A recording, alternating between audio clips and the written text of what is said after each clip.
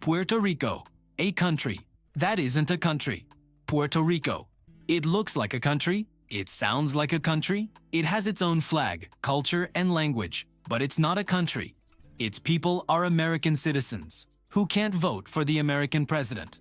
And somehow, this small Caribbean island ended up on the world's biggest stages, the Grammy Awards, the Super Bowl, and even Google Maps. This is Puerto Rico, and this is the story most people don't know. What is Puerto Rico? Puerto Rico is not a US state, but it's not an independent country either. It's something called an unincorporated US territory. That means Puerto Rico belongs to the United States, but it's not fully part of it. Puerto Ricans are US citizens. They carry US passports. They serve in the US military. But they can't vote in presidential elections. And they don't have full voting power in Congress. So politically, Puerto Rico exists in between. Not fully in, not fully out. And that strange status affects everything. A system that holds the island back.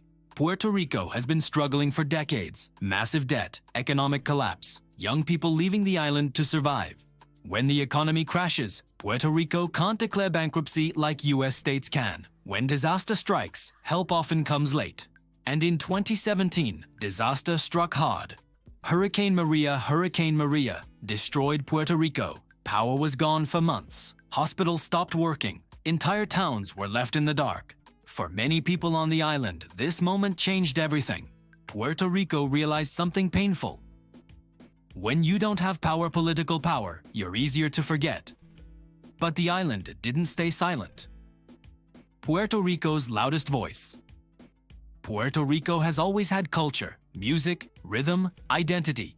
And one artist turned that identity into a global voice. Bad Bunny, born in Puerto Rico, raised in Puerto Rico, and unapologetically Puerto Rican. But he didn't just make music, he made a statement. Grammy stage Bad Bunny made history at the Grammy Awards. He won major Grammy Awards with music entirely in Spanish. No translation, no compromise.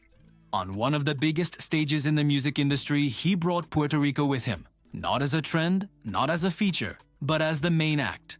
Super Bowl moment. Then came the Super Bowl, the biggest television stage in the world. And there was Puerto Rico, its music, its language, its culture, broadcast to hundreds of millions of people. This wasn't just entertainment, it was representation. A territory without a vote, finally being seen.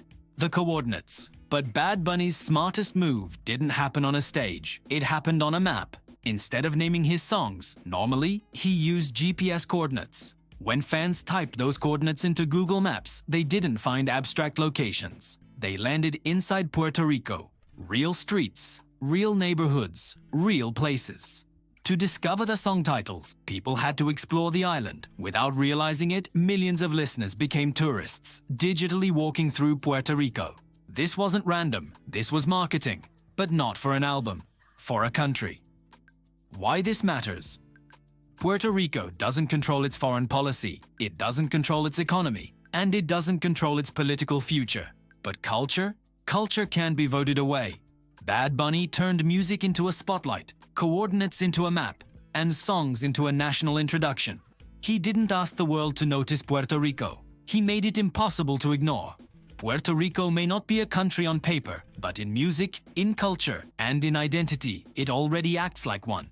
And now the world is finally paying attention.